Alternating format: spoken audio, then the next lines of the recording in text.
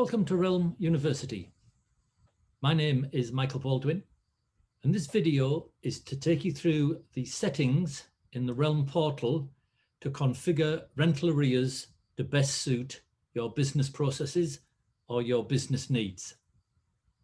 As you can see, we're here in the Realm portal under rental arrears. And the first job to do, which is pretty obvious, is just to click there to turn on rental arrears. The next box is if we experience any issues with rental arrears, we have an alerting process which goes through to our operations team. And if you tick this box, then you will receive those alerts as well, so that you're fully up to date with anything that may be going on with rental arrears. This next section is obviously the backbone of the rental arrears solution.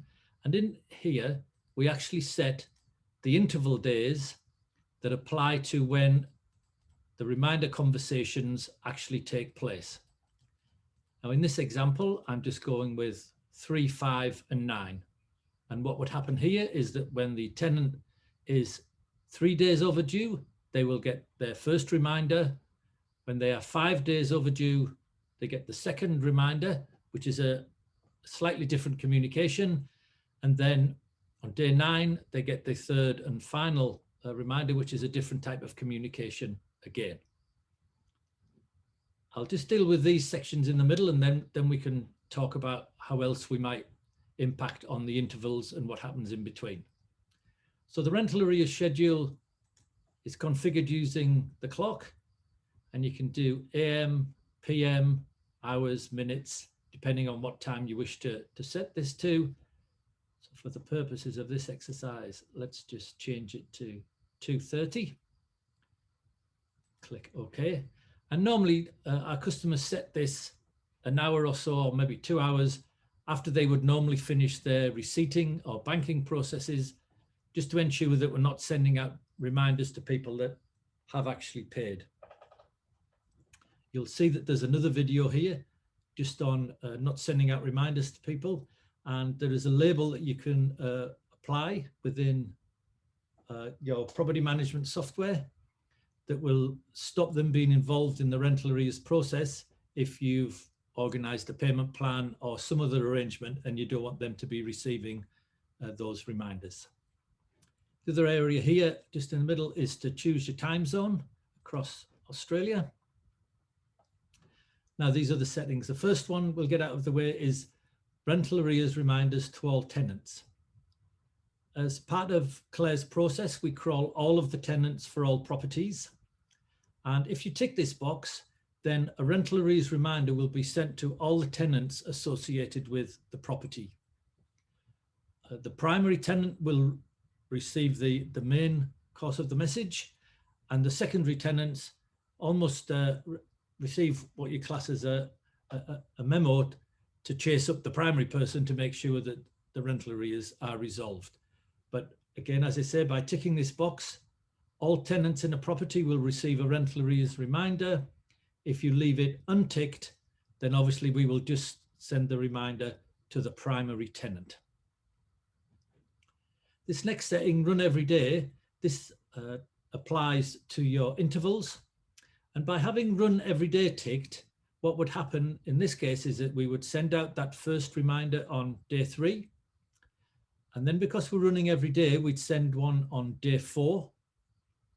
On day 5, we'd send the reminder and change the communication.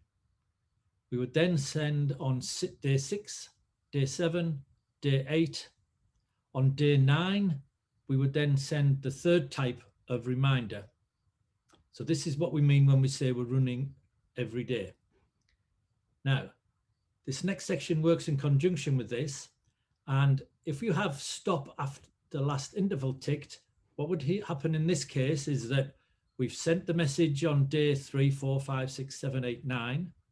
And then on day 10, if the tenant is still in arrears, we're stopping after that last interval.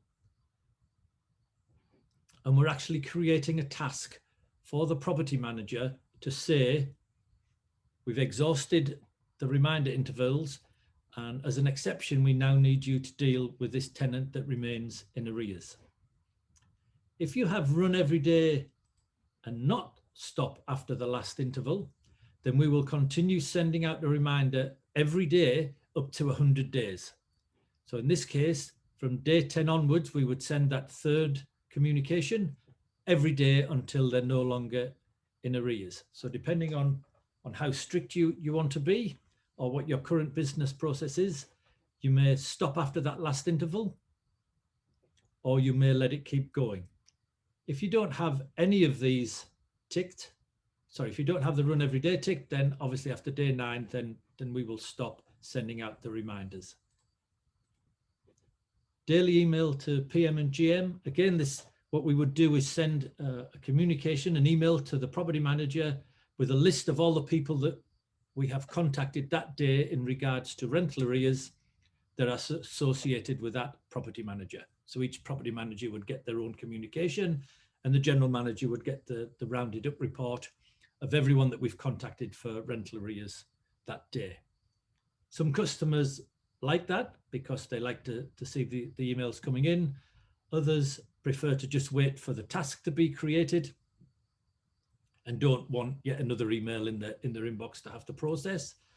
And it's a bit of a trust thing. We have customers that turn this on to begin with, and then after a month of running, they turn it off because they understand what Claire's doing, and they will just wait for that task to be created for them. The last section is, as you can see, include account details in communications. And this really comes down to what your cyber security policy is. Some of our customers do not allow for account details to be sent in communications, just from a security perspective. Other customers want the tenant to have all the details available to them in the communication we send, so that they have everything they need to be able to effect payment of their rental arrears. So again, it really just does come down to what your office business practice is in regards to sending account details. If you do tick include account details in communications, then we need you to put the account number and the BSB number in these fields here. These used to be accessible from the property management software, but now we have to record these separately so that we can include them in the communications if that's what you want to happen. If you use BPay as your payment method, then simply clicking on the BPay box will actually change these input fields, and you will need to put in your biller code and your biller name so that we can include all those BPay details in the communications that goes out to your tenants. So I'll just untick that just for the purposes of this.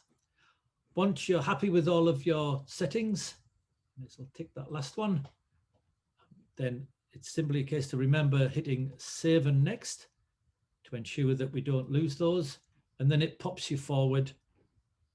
And so if this was part of the onboarding process, then you may want to look at turning on the next set of Claire's skills, or if you've come back individually, once you've been onboarded, then that is it actually done now for rental arrears. So we can just go back and you can see all of those settings have been saved, and that will start running at 2:30 p.m. the next 2:30 p.m. in this case. So if you've done this in the morning, then it'll actually operate that day. That's it for the rental arrears settings. Thank you very much indeed for watching. Bye-bye now.